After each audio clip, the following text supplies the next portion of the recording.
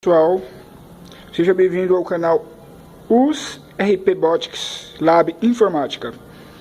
Esse tutorial eu fiz para mostrar para vocês uma coisa. Esse aqui é o LG G3 E425F.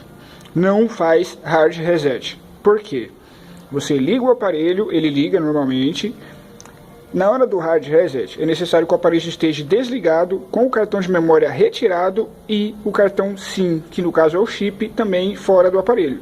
Você vai segurar a tecla volume menos, tecla home, manter as duas teclas volume menos e tecla home pressionada e segurar o botão power. Assim que a marca LG aparecer, você solta o botão Power e ele entra no setup ou no modo Recover, né, para você formatar, apagar o aparelho, né, e começar a restauração de fábrica.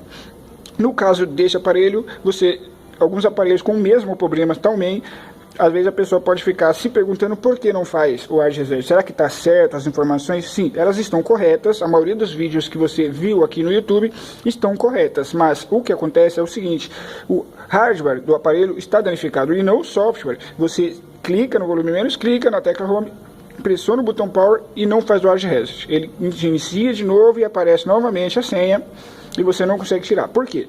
Ou o botão volume menos ou a tecla home estão danificados. Você aperta e segura, mas ele não está funcionando, entendeu?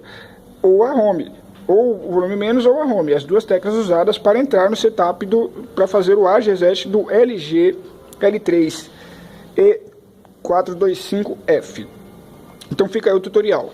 Eu vou criar mais para frente um novo tutorial explicando como desmontá-lo e reparar uma das duas teclas, né, qualquer uma das duas que estiverem danificadas. Obrigado. Dê um like no canal e se inscreva. Valeu.